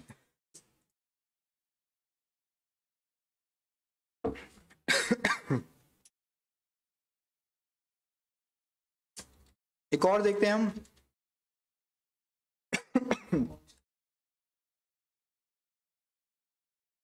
ये है फैमिली, फॉन्ट फैमिली। यार ये कॉपीज कौन कौन नहीं लाया, एक आप नहीं लाए हो, आप भी नहीं लाए हो यार। जो न्यू स्टूडेंट्स हैं मेरे ख्याल से ज्यादातर वो हैं, तो जरा ये बात ध्यान में रखें कि आप जब भी यहाँ पढ़ने आएंगे तो एक पेपर एक पेन जरूर साथ लाएं, क्योंकि ये सारी जो चीजें हैं ये आप भूल जाएंगे। आप प्लेन के से ही दी गई साइड से तो चीज याद रहेगी। हाँ, तो मसला ये है कि ये आपको बस कहीं पे एक लिस्ट बनी हुई हो, जो भी आप प्रॉपर्टीज पढ़ रहे हो ना, आप ऊपर लिख दो टेक्स्ट, तो टेक्स्ट के नीचे आप जो जो प्रॉपर्टीज पढ़े बस वो प्रॉपर्टी लिख दो। वैसे ऐसे इजीली भी याद रहेगी हमें, क्योंकि साइड का करना तो फोन आया फॉन्ट फॉन्ट हाँ, लेकिन जब आप प्रैक्टिस करने बैठोगे ना तब मैं पूछूंगा ये सेम बात। नहीं रहता, आप कंप्यूटर के सामने आओ आपको पता लगेगा। तो मसला ये होता है अभी सब लग रहा है क्योंकि मैं लिख रहा हूँ, जब आप खुद लिखोगे ना बोलोगे तो फिर ट्राई करना है, देखिएगा अभी तुम नए नए हो ना, तुम्हें आइडिया नहीं है अभी। तो फॉन्ट फैमिली, अब फॉन्ट फैमिली का देखते हैं। फॉन्ट फैमिली क्या है, ये इसकी फैमिली है, नहीं फैमिली नहीं है, इसको बेसिकली लिखने का तरीका MS वर्ड में होता है कि आप उसका स्टाइल बदल सकते हो। सही है, तो इसको हम क्या कहते हैं यहाँ पे, फॉन्ट फैमिली। इसको देखते हैं कुछ हेल्वेटिका बदला, कोई भी इंटरनेट से नाम उठा के आप नहीं ऐसे नहीं कर सकते। अब यहाँ पर जो नाम है ना वो कुछ स्टैंडर्ड है जो कि आपको HTML देता है कि आप इस्तेमाल कर लो। आप हर कोई यहाँ पे नाम लिखेंगे वो नहीं चलेगा। अब जैसे कि वर्ड पे होता है कि वो एक लिस्ट होती है, अब जो उस लिस्ट में है आप सिर्फ वही लगा सकते हो, उसके बाहर नहीं आ सकते। ऐसा नहीं है कि उसमें कोई लिस्ट में नहीं है, कोई किसी और जगह से आपने देखा है तो बड़ा खूबसूरत है, आपने उसका नाम लिखा, वो कहाँ लगाएगा, वो लिस्ट में जो होगा वही चलाएगा। लेकिन CSS में ये आपके पास चॉइस है कि आप बाहर से ला सकते हो।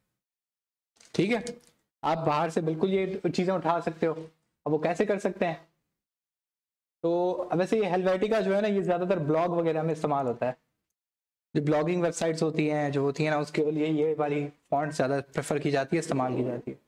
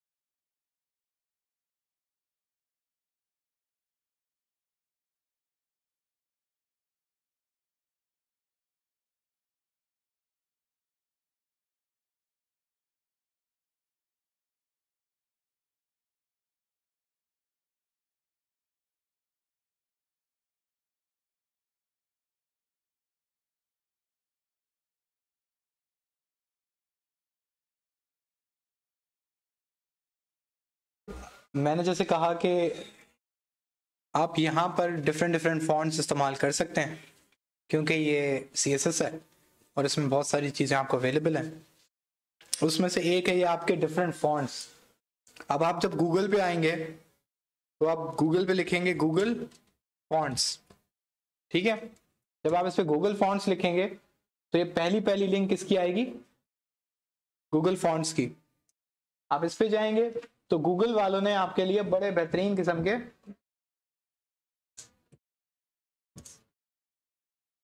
आपके पास फॉन्ट्स ऑलरेडी बना के रखे हैं, सही है। यहाँ पे बहुत सारे हैं, जो भी आपको अच्छा लगे आप वो इस्तेमाल कर सकते हो और अपनी HTML CSS में लगा सकते हो। लगाने का तरीका बहुत आसान है। इसका नाम क्या है सर आपका? ये जैसे पॉपिंस इसका नाम है, वही वाली है जिसमें टाइम्स न्यू रोमन लिखा हुआ है। हाँ ये वही है। टाइम्स न्यू रोमन जो है वो ज़्यादातर रिसर्च पेपर के लिए इस्तेमाल होती है, सही है। तो ये सारे जिस तरीके से फॉन्ट्स हैं, आप इसमें से कोई निराला सा कोई उठाते हैं, ये वाला कुछ बेहतर लग रहा है, ठीक है। जब आप इस पर क्लिक करेंगे तो ये आपका एक पेज खोलेगा।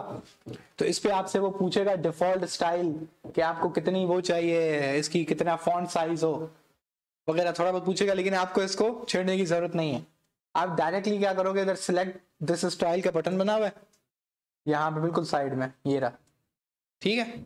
आप लोगों ने बस इसको क्लिक कर देना है। जब आप इसको क्लिक करोगे तो अभी मसला ये बनेगा कि मैंने ऑलरेडी सिलेक्ट किया हुआ है कहाँ गया, एक मिनट दोबारा से कर लेते हैं, न्यू प्राइवेट विंडो, ये गूगल फॉन्ट्स।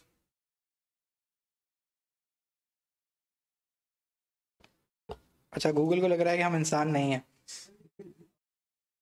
अरे सवाल क्यों पूछते हैं? उसको ये फील होता है कि हम इंसान नहीं है, इस वजह से वो रोबोट कर रहा है काम से, उसका लग रहा है। हाँ हाँ ये बोल रहा है फायर हाइडेंट चुनो। इनको क्या मसला है रोबोट का? वो डेटा चलाते हैं ना।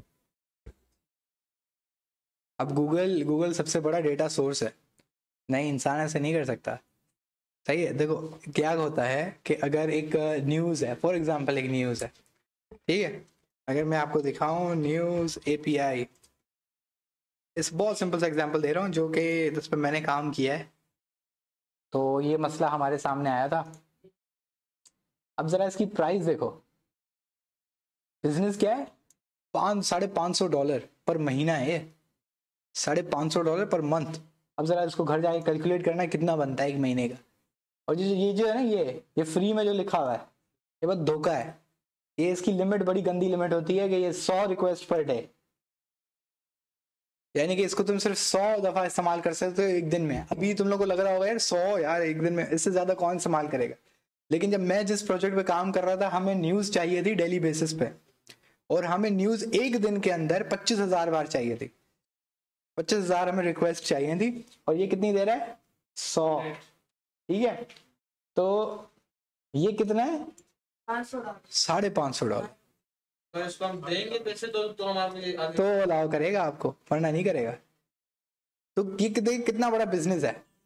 अब एक बंदा, एक छोटा एक बंदा, अभी ये भी छोटा है, क्यों, क्योंकि इसकी भी लिमिट है कि 2.5 लाख रिक्वेस्ट पर मंथ से ज्यादा नहीं जा सकते तुम, ठीक है। उसके बाद कौन सा आ रहा है, ये 1750, इस पे भी उन्होंने लिमिट लगाई हुई है कि 2 मिलियन से ज्यादा नहीं जा सकते तुम।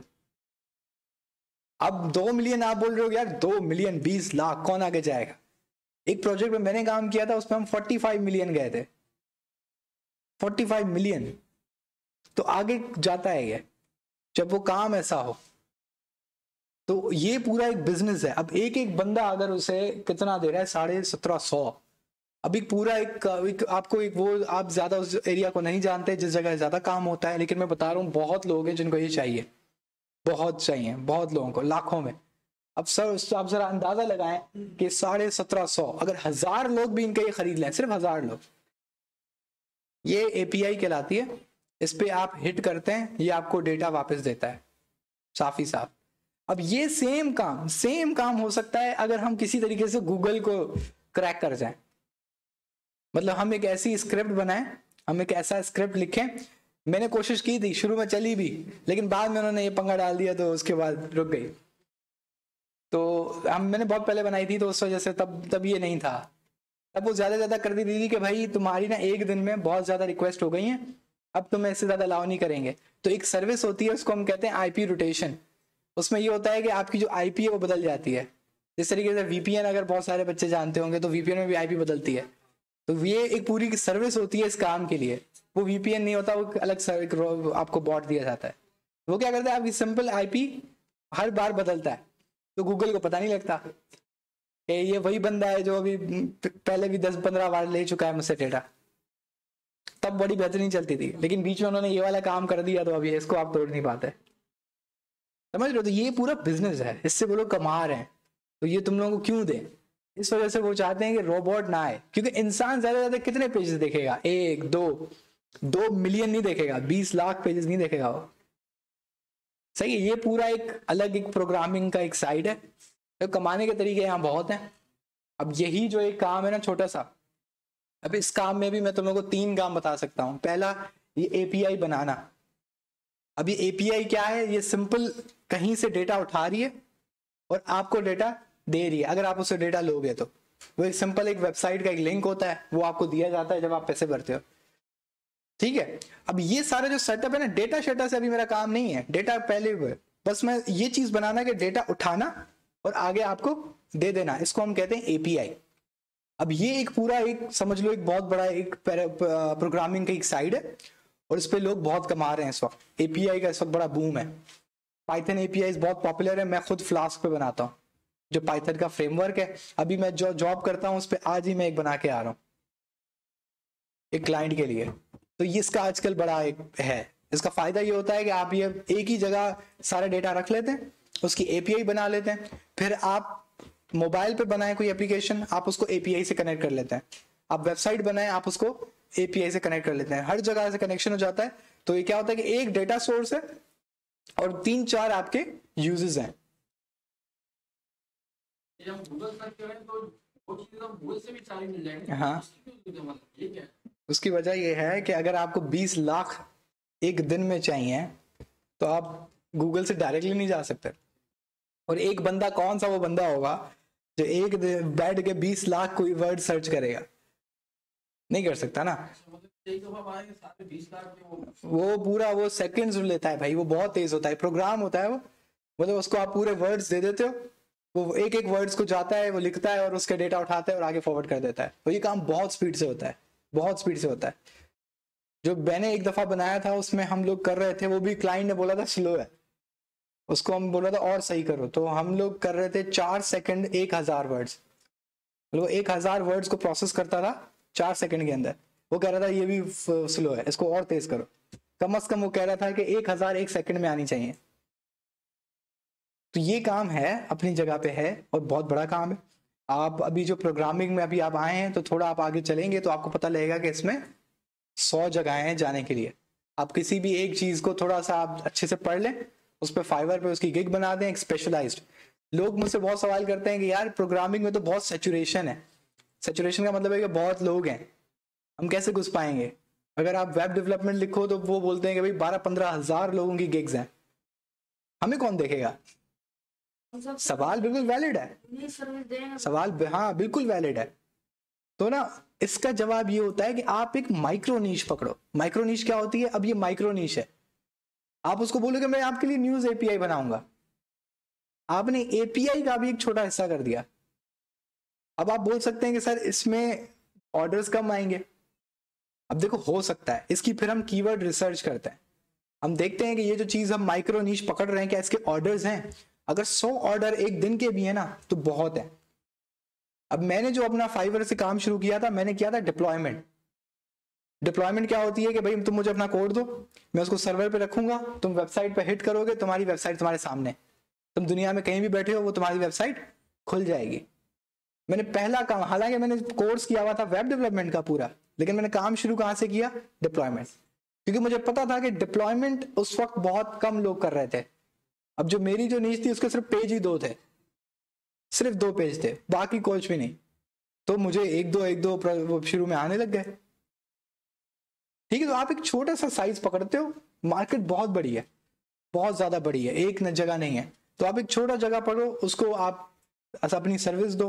अब यही जो मैं कह रहा हूँ ना कि डेटा उठाना, इसको हम वेब स्क्रैपिंग कहते हैं। अगर किसी ने मेरी प्रोफाइल पढ़ी हो तो उसमें ये नाम लिखा हुआ है वेब स्क्रैपिंग का। अगर उस पर आप मेरी जो प्रोजेक्ट्स देखेंगे तो उसमें आपको वेब स्क्रैपिंग के प्रोजेक्ट्स भी दिख जाएंगे, मेरी प्रोफाइल में हैं, और अच्छे खासे महंगे काम होता है इसका।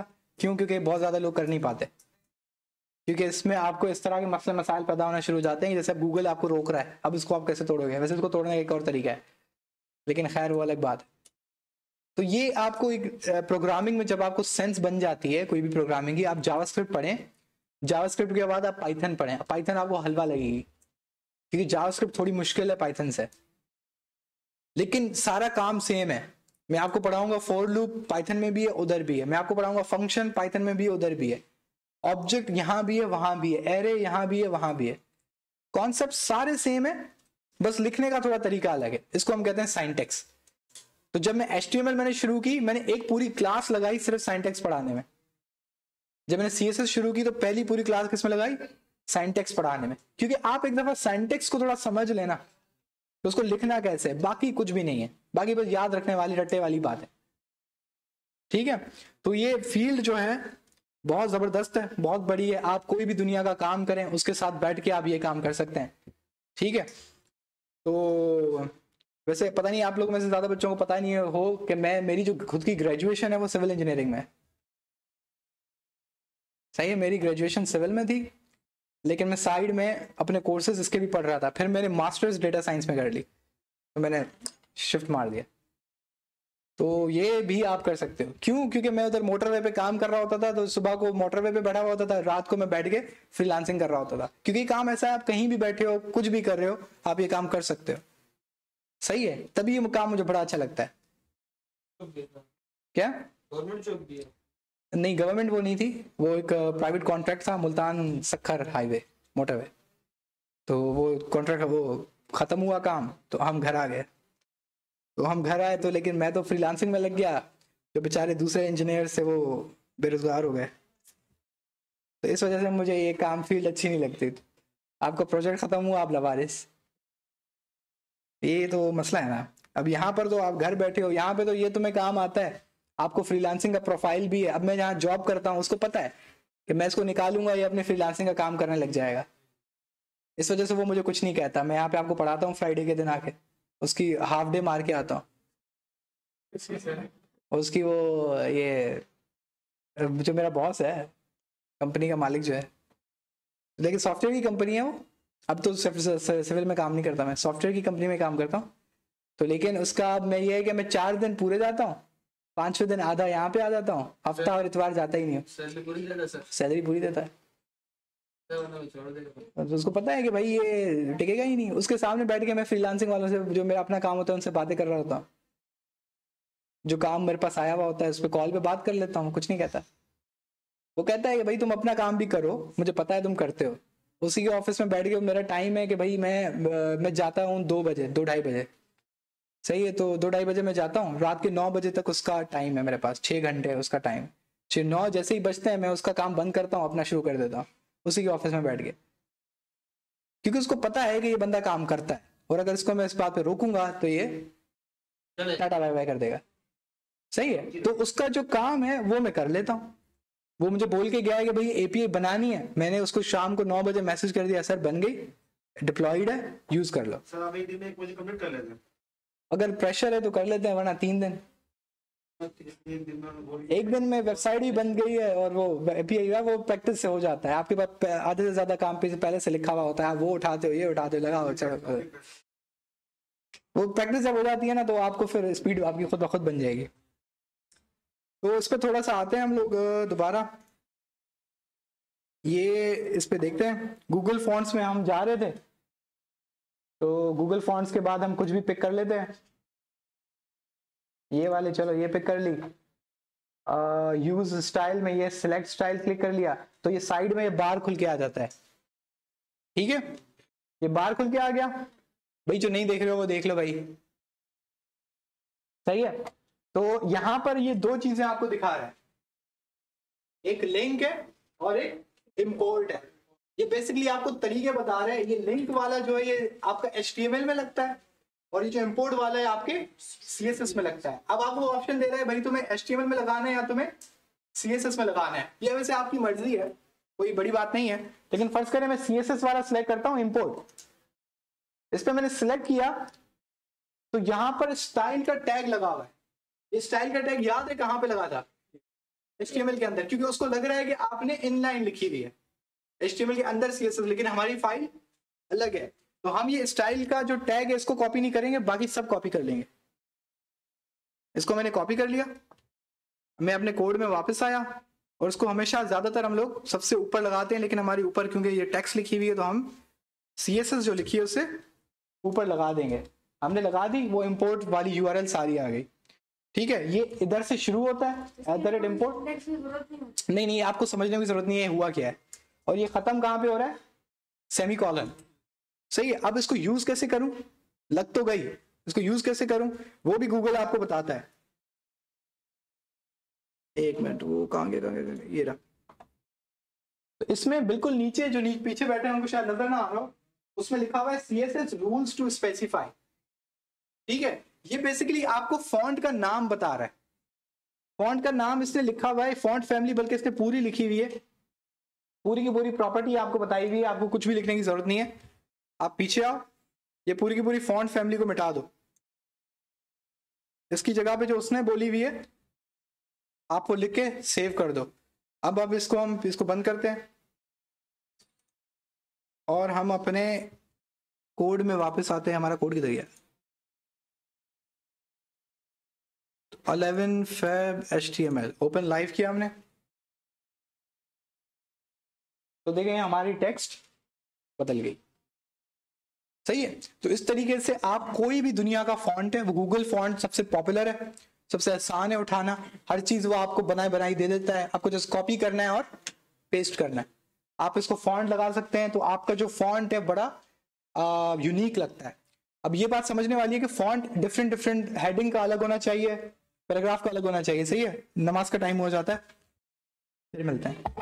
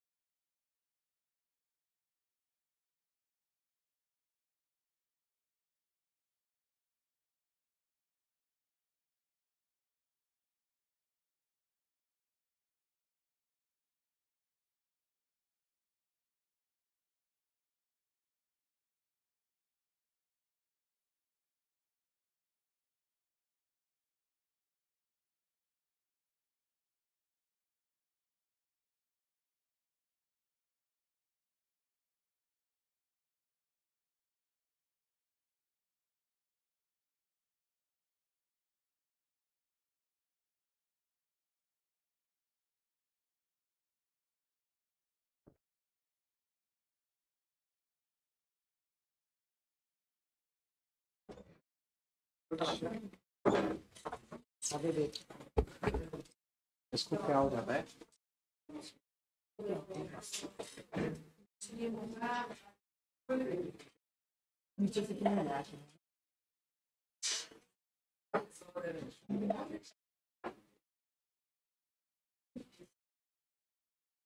शुक्रिया।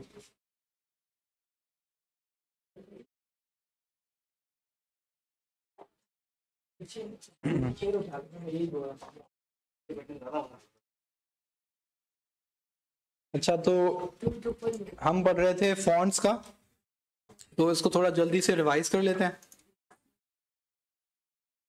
तो हमने किया ये, अब हम ना कुछ और एक डेटा लगाते हैं। रुको, इसमें मैं निकाल रहा हूँ न्यू प्राइवेट विंडो। अब मैंने यहाँ पे लिखा क्या? Google fonts. सही है, गूगल फॉन्ट लिखा।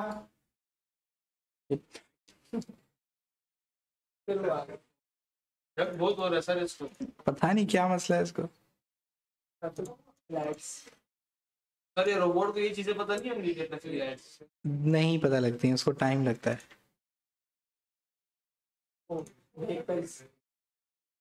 करनी है ना तो बार बार दे। तो ज्यादा शेयर हो गया सर। कुछ ऐसा होता है बट टिक कर दो और बॉट का ये इशू होता है कि वो ना सही से बिल्कुल एक्यूरेटली नहीं पकड़ पाता, क्योंकि बार बार चीजें भी बदल रहा है। कभी फायर हाइड्रेंट बोल रहा है, कभी व्हीकल बोल रहा है, कभी जेब्रा क्रॉसिंग बोल देता है।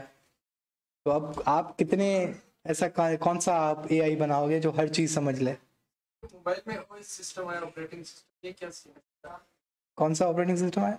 मतलब मोबाइल में जो विंडोज सिस्टम करते हैं वो आपका ओएस होता है। हर डिवाइस का एक ओएस होता है। जैसे इसमें अभी विंडोज हुई हुई है, मेरे लैपटॉप में लिनक्स हुई हुई है, मोबाइल में एंड्रॉयड, वो एक उसका अपना सॉफ्टवेयर है। तो ये बेसिकली जो दूसरे एप्लीकेशंस को चलाती हैं उनको हम ऑपरेटिंग सिस्टम्स कहते हैं। हर किसी का अपना अपना होता है। आईफोन का iOS है। अभी मोबाइल में भी विंडोज सिस्टम कर सकते हैं। विंडोज सिस्टम जो है वो आई थिंक नोकिया ने लेकर आया था। वो उसके बाद से तो मैंने नहीं सुना कि उन्होंने दोबारा लाया हो। नहीं हुआ। उन्हें ल्यूमिना उनका साइड आते थे, उसमें उन लोग करके देते थे। बाद में उनका कामयाब नहीं हुआ। एंड्रॉइड ज्यादा चल रहा है और iOS बस वो नहीं, कामयाब नहीं है। अच्छा, इसको जल्दी थोड़ा देख लेते हैं। अच्छा, ये एक फॉन्ट आया बड़ा जबरदस्त सा, फेस्टिव के नाम से। तो इसको मैं क्लिक करता हूँ तो ये मुझे इसके पेज पे ले जाएगा।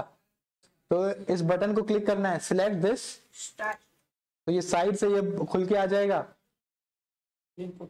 इसमें से हमें लिंक कॉपी करनी है। हमने इंपोर्ट पे क्लिक किया क्योंकि मैं CSS पे लिखना चाहता हूँ, HTML पे अभी नहीं जाना चाहता। तो इसको हमने कॉपी किया, ठीक है, और हम लोग आएंगे अपनी CSS में। अब पहले ही का ये लगा हुआ है, इसको लगे रहने देते हैं, ठीक है। हम एक और ये पेस्ट कर देते हैं। अब हम करते क्या है कि हम सिंपली एक और P बना लेते हैं, ठीक है। इस P में हम लोग lorem 20 दे देते हैं। और अब मसला क्या होगा, इसकी मुझे आईडी देनी पड़ेगी क्योंकि ऊपर वाले में ऑलरेडी लगा हुआ है। सही है, माई पैरा। तो इसमें मैं आईडी पे दूंगा माई पैरा। और मुझे प्रॉपर्टी कौन सी है? Font family. Font family. अब फॉन्ट फैमिली की बेसिकली प्रॉपर्टी ये नीचे दी हुई है क्योंकि हमें इसका नाम चाहिए। तो ये गूगल नीचे वाली लाइन में ये आपको बता देता है। आपको ये सिंपल कॉपी करनी है और इस प्रॉपर्टी के ऊपर पेस्ट कर देना है। तो देखेंगे इसने बताया कि इसका नाम क्या है, फेस्टिव। अच्छा, ये एक तरीका करता है, ये पहले ये करेगा फेस्टिव, कॉमा डाल के किसी और का नाम लिखेगा। इधर इसने क्या लिखा है, कर्सिव। ये तरीका क्या कहता है कि भाई अगर तुम्हें फेस्टिव मिले तो ये लगा देना, अगर किसी भी वजह से ये ना मिले तो क्या लगा देना, कर्सिव। ठीक है। इसी तरीके से आप तीसरा भी दे सकते हैं, कॉमा लगा के आप तीसरी भी बता सकते हैं। अगर ये दोनों ना मिले तो तीसरी लगा देना। ये क्यों ऐसा किया जाता है? अब जैसे कि आप ये कर रहे हो इंपोर्ट, अब ये जो आप इंपोर्ट कर रहे हो ना, ये कहां से आ रहे हैं, fonts.google से।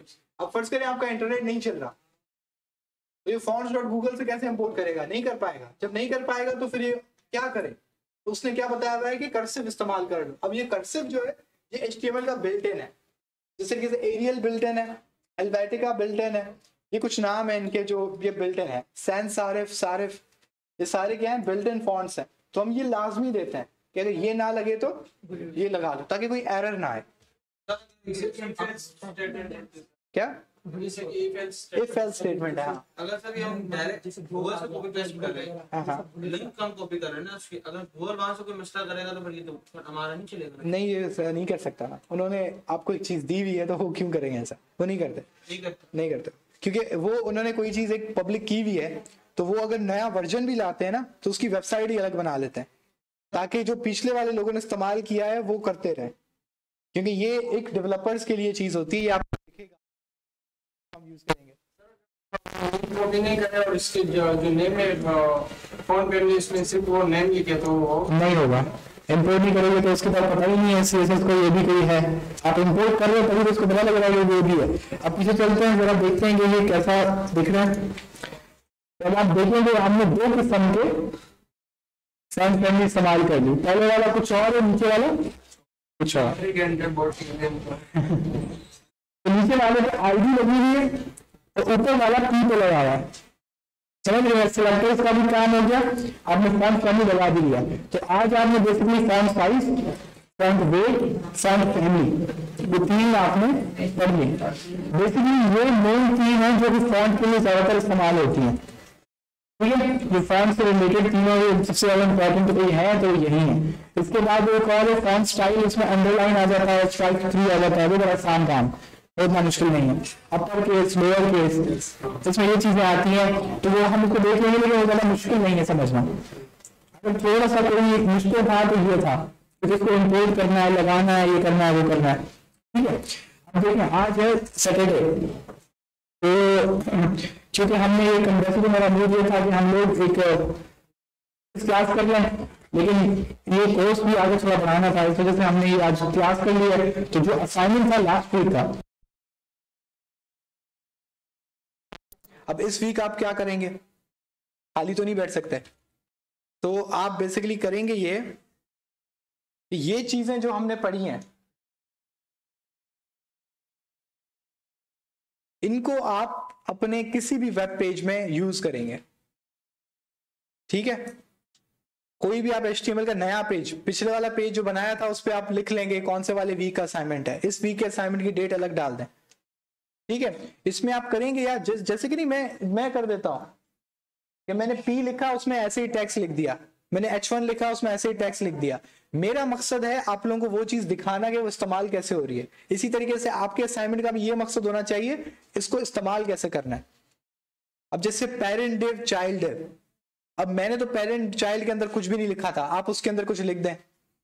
आप एक हेडिंग दें, हेडिंग को आप एक बॉक्स में डाल दें, उसका बैकग्राउंड कलर बदल दें, उस हेडिंग का कलर बदल दें। सही है, फिर नीचे पैराग्राफ लिखें, पैराग्राफ का बैकग्राउंड कलर कुछ और दे दें, कलर कुछ और दे दें, उसकी फॉन्ट वेट बदल दें, उसकी फॉन्ट साइज बदल दें, फॉन्ट फैमिली बदल दें। 5-6 पैराग्राफ लिखें, 5-6 पैराग्राफ की फॉन्ट फैमिली अलग अलग दे दें। सही है, तो इसमें आपका सिलेक्टर यानी कि आईडी, कलर, बैकग्राउंड कलर और आपकी फॉन्ट वाली जितनी प्रॉपर्टीज है वो भी हो जाएंगी। सर अगर हम हर पैराग्राफ के लिए मतलब बैकग्राउंड कलर चेंज करेंगे हाँ, तो पूरा जो नहीं होगा, जितना पैराग्राफ है जस्ट उतना ही होगा। सिलेक्ट करना पड़ेगा ना, जितना पैराग्राफ सिलेक्ट करेंगे। नहीं, वो उस पैराग्राफ का अगर आप टैग पे ही लगाएंगे तो अब जितना ये पैराग्राफ है, अगर इसका मैं बैकग्राउंड कलर बदलूंगा तो वो इतना ही बदलेगा, क्योंकि पैराग्राफ जो है वो एक ब्लॉक एलिमेंट है और जब तक आप इसको हाइट और विड्थ नहीं देंगे, हाइट और विड्थ जब तक आप खुद नहीं देते तो वो क्या सिलेक्ट कर लेता है, जितना उसके अंदर कंटेंट है। यही चीज मैंने बॉडी के बारे में बताई थी कि P सिर्फ उतनी जगह घेरेगा जितनी उसके अंदर कंटेंट है। आप कंटेंट बढ़ाएंगे उसका बैकग्राउंड कलर बड़ा हो जाएगा। इसको आप प्रैक्टिस कीजिएगा, इस पे अलग अलग चीजें आप अप्लाई करें। नेक्स्ट वीक अब आपके 2 असाइनमेंट पेंडिंग है जो पुराने बच्चे हैं। ठीक है, जो न्यू स्टूडेंट्स हैं वो ये करेंगे कि जो क्रैश कोर्स है आपका, ठीक है, जो कल एक वीडियो मैंने सबको दिखाई है, सबको पता है कौन सा क्रैश कोर्स की बात हो रही है, जो न्यू स्टूडेंट्स है खास तौर पे। ऐसा करूंगा जो आपका नया ग्रुप है उसमें मैं लिंक भी भेज दूंगा, उसमें HTML के शुरू से लेके जितने भी इंपॉर्टेंट टैग्स हैं, 2 घंटे की 2.25 घंटे की वीडियो है, उसको एडिट करके जो हमारा एक बंदा है उसने जो फजूल टाइम था जिसमें थोड़ा हम ब्रेक ले रहे थे 5 मिनट का और थोड़ा ऐसे ही था, वो उसने रिमूव कर दिए। और अब आपकी वो स्ट्रेट अवे वीडियो है, उसमें से बिल्कुल ये VS कोड इंस्टॉल करने से लेके HTML के आखिरी को टैग तक वो सब है। तो जो न्यू बच्चे आए वो सारी वीडियो देखेंगे, उसके अंदर जो भी टैग्स इस्तेमाल हुए हैं वो बना के लाएंगे। अब जिनके पास कंप्यूटर्स नहीं है वो यहाँ पे आ जाएं। कल संडे वाले दिन 2 असिस्टेंट्स होंगे, सही है, न्यू बच्चे जो हैं उनकी बात कर रहा हूँ, तो उनसे यही जो टाइमिंग है 7 से लेके 9 बजे तक, ये आपके साथ वो होंगे। आपको किसी भी टैग में कोई भी मसला है तो आप उनसे वो पूछ सकते हैं, ठीक है। तो दूसरी क्लास का टाइम हुआ जाता है, तो इंशाल्लाह आपसे नेक्स्ट वीक मुलाकात होती है। असाइनमेंट बिल्कुल प्रैक्टिस कीजिएगा वरना ये आप बात भूल जाएंगे, सही है, इंशाल्लाह। अल्लाह हाफिज।